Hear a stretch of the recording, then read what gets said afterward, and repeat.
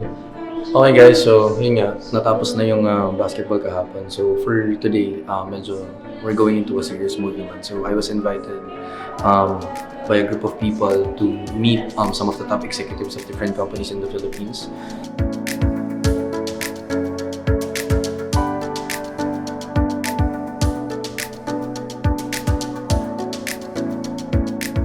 Hello, Tryke from Tier 1 Entertainment. Tier 1, oh yeah. Great. So, exciting siya kasi it's a very intimate kind of like a B2B event. So, we're here in Shangri-La. Nandito tayo sa Pavilion, room 3 and 4. I think for me, like, I'm just here to introduce the company and probably like open up opportunities with the different companies who are here. And yun, ito talaga yung mga bagay guys na hindi man nakikita ng mga tao, pero dito kasi nagbubukas talaga yung mga pinto na kailangan buksan. So, at times kung ang pinapakita ko lang is yung fun part lang, yung execution lang. Ang tanong kasi is, where do you find the money? Where do you find the opportunities na mag-open up, di ba? So, dito nangyari yung mga ganyan. Pero hindi ko nga lang kayang i-share yung lahat ng mga pinag-uusapan. Pero hopefully at least makita nyo man lang kung ano yung dating, ano yung parang setting, and yun, na the job is also not easy. So, that's it. Peace. The online, of course, is an easy job because everything is recorded. The offline is the harder one. So the challenge is now really how to integrate all the systems in a way that it generates insight. So even if we want to cross-sell, even if we want to know our customer who's actually doing last mile delivery business with us or also does travel with us, the systems right now are not actually talking to each other, so it's hard for us to actually understand. But again, there's big data there. You talk about as well the whole SM verse, SM universe, because obviously they have of this retail and they have the loyalty cards and they have obviously wax on. They have all these business units now. So there's big data there. Again, as I said, data privacy obviously doesn't let us, really make use of that data. The value proposition. So, how many here are Mabuhay Miles members? How many are active? So we are trying to revisit what would be the best way to reach your certain tier levels, even from the partnerships end. We are also looking at that. It was recently, this past 4-5 years, that they start to have the loyalty on the mobile apps, the online gaming and all that. So we start transitioning from the very manual things towards the more on, I would say, technology side on the taking care of our customers. We have so many different business units. As a B2B company, email is probably still our primary mode of communication. So we're just trying to cram as many different, invites for conferences, awards, other events, our newsletters, all into one inbox. And what we really believe is, we're here to partner, with brands to find a way to forge very human connections between you as a brand and between the consumers that you love.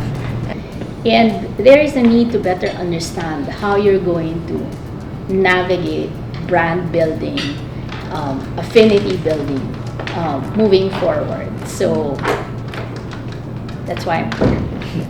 I can see the possibility of like partnering with Tryke, with SM Hotels, with Ocado, with everybody here, in a different siguro marketing activities, also supporting education of Miss Grace. So because we are also into CSSR, so education is also part of our goal for this year. For me, my dream is like, let's mature the category. And it's not just having more products available. I share the same concern on esports, on gaming. There's a perception of like, how could we make it aspirational? It's already aspirational, but the actual behavior is not there. And together with the actual behavior, the willingness to pay is not yet there. So that's a landscape together with what is our vision. First of all, I want to say I'm happy that I'm here because we were talking about consumers, and I think I'm one of the consumers of most of the products here. Like I've tried Philippine Airlines, like booked into the hotels who are here, landers, everything like. So I'm happy to be here. So for me personally, my pursuit in my personal career has always been trying to prove that gaming has a future. Because I was studying back in the La Salle University way back in 2010 when my parents and everybody else told me that gaming never had a future, right? So to me, I'm looking at Korea, I'm looking at the US, China, and I see that there are opportunities in gaming there, so why not here? So my journey started with being an event organizer from 2010 to 2016. I organized one of the bigger events of the world back then in 2016 called the Manila Major.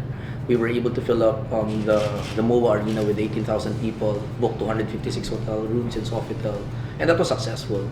But after that, I'm like, so what's after this? Like, what can I do after this? Because gaming, if you were to do it 1 to 2 times a year in an event, then that might probably have an impact. But how do you really making an impact on a day-to-day? That was kind of like the challenge that that I saw. So from there on, in 2017, I co-founded a company with Elodie Gosheng-Fiao. Obviously, she's one of the more popular celebrities in the country, and that resonated to a lot of people because we put up a talent management together. And the reason why we thought that talent management was the right platform to push for esports is because we needed to put up heroes. We needed to showcase what gamers look like today, and break that stereotype of a gamer is like someone who doesn't groom themselves well, or just typically just playing like tambay, don't have a future or whatnot. So we had to break that stereotype. So from 2017 to 2022, I think I'm to 2023, I think I'm proud that, today we have 150 plus people working in the company now. We're in BGC, we're in 5 countries, we're in Japan, the Philippines, Malaysia, Myanmar, and Indonesia, and even Vietnam. And we have 1,000 creators, and we have some of the world champions of different teams and different titles. So I think the biggest challenge for us is really at the end of the day educating the different people and executives of different verticals and telling them that, hey, we are actually a marketing machinery and that gaming is something that we already institutionalized. So how we see ourselves is more of a soft power. So for example, if you want to be able to have tap into the Gen Zs and millennials, obviously after TV, attention has been decentralized. And a lot of people are trying to put it back in the Pandora's box because TV was the way to go. People always talk about the funnels. Yeah. But where is the funnel, right? There is no funnel anymore because after attention has been decentralized, the reality is attention comes from everywhere. So the way we kind of centralize attention again is through the influence that we have with our creators. So with the 1,000 creators that we have with 500 million in combined following, the way we do things is we institutionalize the conversations, made the conversation into a funnel, but at the end of the day, once we implement the marketing, ways, it still isn't a funnel anymore. It's more of coming from different angles, coming from different sectors, and tapping into those 2 different generations that we are looking into. And I think last but not the least, obviously social acceptance of gaming is not yet there, so that's one of the reasons why we tried to push for the first 4-year course for esports, and we did it already with Lyceum I think 2 years ago. Oh, wow. So That's nice. yeah, the first 4-year course for esports launched 2 years ago, and I think today we have 164 enrollees there now. So generally the biggest challenge is really to educate people the tool that is gaming, and just to not see it negatively purely.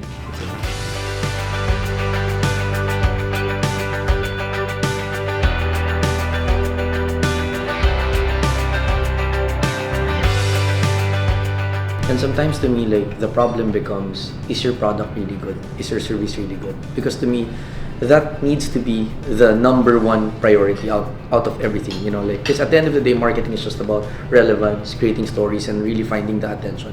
But the question is, do you really have the right product? Are you really providing the right service?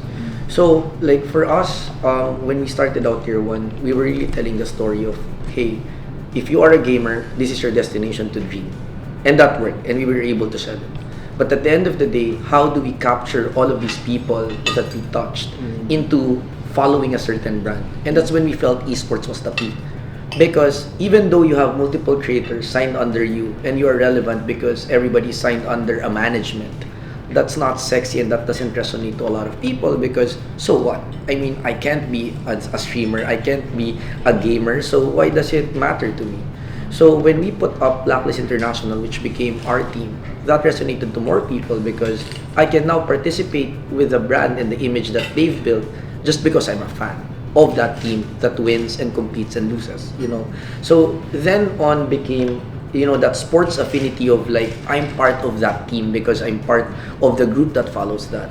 So the way I see it is, social media is really moving really fast. The biggest development that happened in the past years is that when social media exploded, it was really a influencer-based, you know, like consumption. Meaning people followed influence. People followed influence through people profiles. But right now with TikTok, it's now an interest graph. People don't follow people anymore. People follow what they like, you know, because TikTok just feeds you whatever you like. It doesn't feed you whoever is the person that you want to follow, right? So now the change becomes, how do you find your relevance in this new game of not profile finding, but more of interest finding? So that's where I think gaming will thrive, because it's not about the demographics anymore. It's not about the geography anymore. It's about a certain group of interest that whatever geography or demographics you have, if you are affiliated, or, you know, like if gaming resonates to you, then it clicks. It will come out of your feed. Then it becomes a story of how do you create stories around brands from that platform, from that interest that you have already cornered in a way.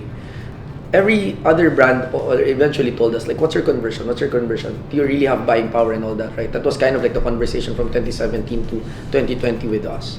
And that's when we opened up our retail arm called Black Box. So we started selling jerseys of our own brand.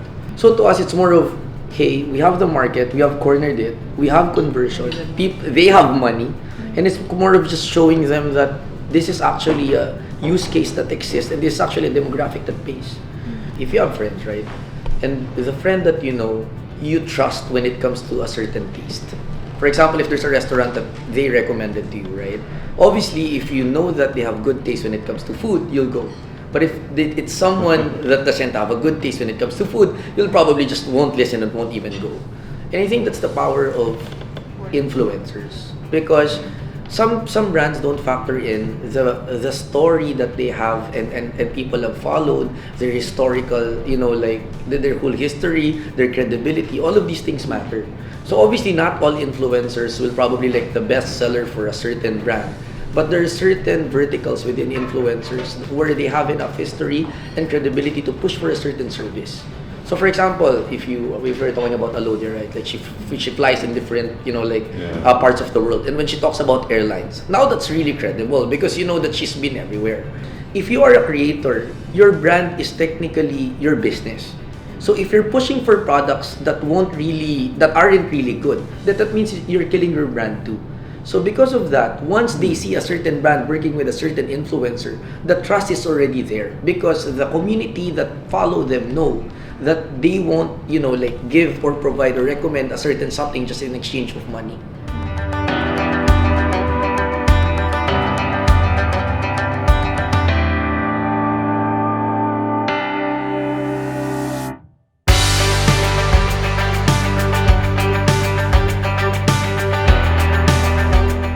I think personally, like I have 3 takeaways. The first one is really the value of customer understanding when it comes to the different businesses that you have. Because obviously, I look at it based on 2 things, mainly acquisition and retention. Like if you look at acquisition, obviously that's where we can come in. But I think even when we come in without understanding of the customer, retention is going to be an issue, obviously, because are you really telling the right stories for the right demographics? And I think that's where, you know, like where Brace can really come in because, you know, like I'm a startup founder, and obviously like I've never really understood the multiplier that is a startup before I really had investors from different countries, because they're always talking about you're 4x at max if you are a talent agency, because where does technology come in there? Like how do you multiply your revenues? How do you multiply everything that you're doing? For every country that you get into, there's just multiple talent managers, there's multiple this, multiple that, and then your cost exponentially grows even though your revenue exponentially grows. So I really see the value of personalization that, like Manida mentioned. However, I also see the challenge of scalability when it comes to how do you really get to the whale marketing of the old world where you just put on a 50-second ad on the TV and everybody just sees it, right? I mean, that's in a way non-existential in this day and age anymore. So I feel like in terms of understanding the data, that's where scalability really comes in, because then you get to have a macro understanding of what are the trends and really make a story really addressable to those trends. Because at least with that, you are pretty sure that it will resonate, but you need to really find the right data points. I think that's the first takeaway for me in terms of like the macro movement. I think the second takeaway for me is there is really a huge potential for a disruptor in this day and age, because obviously these are some of the biggest and greatest companies in the Philippines, and all of you are trying to find a solution to the new ways of marketing, right? So I'm sure there's no one answer to it, because there are multiple startups and companies that are trying to figure it out. But at the end of the day, what really is really true to me is that attention has really been decentralized.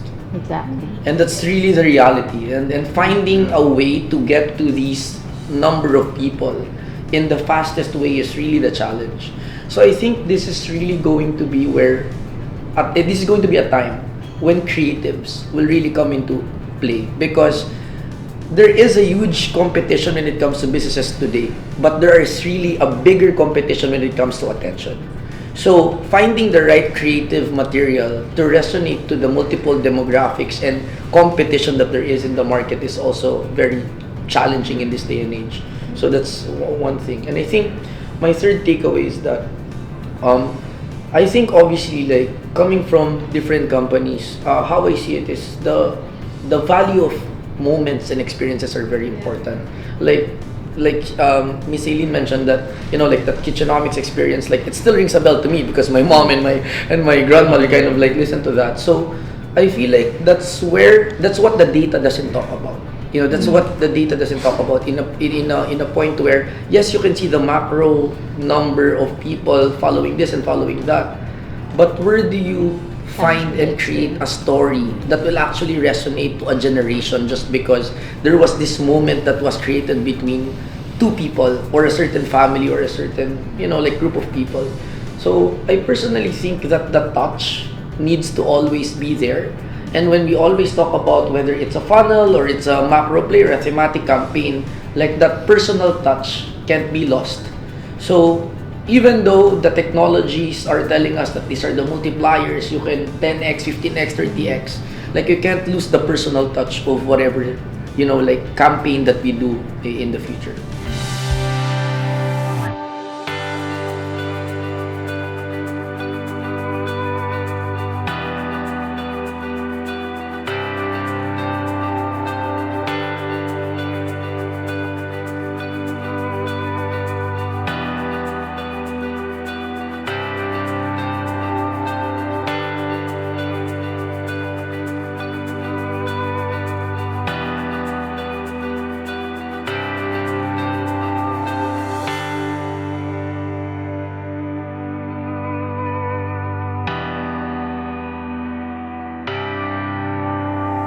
Okay guys, so kakatapos lang nung event namin kanina. So ngayon, bumalik na ako sa opisina, nakita ko si Calbs. Anong ginagawa mo dito, Calbs?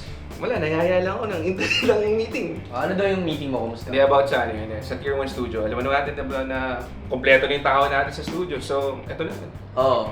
So I think some of the things na hindi napapansin ng mga tao is hindi talaga biro magtayo ng kumpanya na iba't iba yung ginagawa. Meron kaming talent management, meron kaming shows, meron kaming broadcast, yung sa casting nila, meron kaming teams, di ba? Ginagawa natin to sabay-sabay. And may mga tao magsasabi na dapat, ito lang kasi ginagawa nyo, focus lang. Pero ang problema kasi, pag nag-focus ka lang sa isang bagay, katulad ng nangyari sa pandemic, yung mga tao na lahat ng basket nila, lahat ng fruits nila sa isang basket lang, tumumba. Kumbaga, at the end of the day, nasa gaming basket naman kami. Yun pa rin yung focus, yung gaming. Pero yung iba't ibang ginagawa ng gaming, ginagawa namin. So for example, for Tier 1 Studios, I feel like ang tagal na namin nagpo-plano ng mga shows, taon na. Pero kaya din kami nahirapan, hindi kami back to office. Wala kaming equipments. Ang daming mga bagay na kailangang ayusin and sobra talaga. So So ngayon, inaayos na namin yun unti-unti. Pero yung isa sa mga pinag-usapan namin kanina na I think sobrang interesting. Calbs, ano ba talaga ang problema ng blacklist rivalry? Sa tagal ko ng review, mga previous matches, lalo na yung mga talo sa first game, di ba? Si Nate ba yung problema? Tingin ko talaga si Nate yung problema. Ewan ko ba, pre? Ewan ko. Hindi ko alam. Hindi, pero in all honesty, hindi ko talaga makita problem ng team. Lahat naman sila individually na magagad, mechanically wise, okay. Pero, parehas kami ng opinion nila BYP. Hindi namin talaga mahanapan ng... Ano nga eh? Bukod sa I think siguro... Chemistry? Obviously. Yeah. Tapos parang hindi nagko-connect yung mga bagay-bagay during game. Ako, I think, personally, no, it's also different philosophies. Iba-iba yung filosofiya kasi ng individual eh. Kaya nga tayo na-branda na team building eh. Kasi ba't ako nag-team building? Kasi kumuha ka ng 5 superstar na iba-iba yung pananaw. Marami ng pinagdaanan, hindi mo na mababalik yung dati. Dati kasi nung nagsisimula sila sa TNC, yung mindset nila parang fresh lang, eto lang. Bata pa kami, gawin lang namin, gusto lang maglaro, gusto lang makatiyay. Pero ngayon, ang dami na nilang alam. So dahil ang dami na nilang alam, ang dami na nilang na-try na certain playstyle, parang nagka-clash-clash na yung mga philosophies nila in the game and yun yung naging problem. So that's what we're trying to solve now. Actually, we're announcing a change in roster na hindi pa natin nasasabi. So ito yung medyo mainit na part. Pero I think, eto first majors, 1 clash away. You had to try it again. Two chances actually. Oh. Two chances. Kailangan mong i-try ulit kasi hindi ka naman pwede mag-revamp lang dahil lang feeling mo hindi gumana, di ba? Parang kailangan mong bigyan ng chance. Ngayon yung second time, binigyan natin ng one more chance, kumbaga second movie, naging horror, hindi naging love story. So, alam mo na, so kailangan nating baguhin ulit.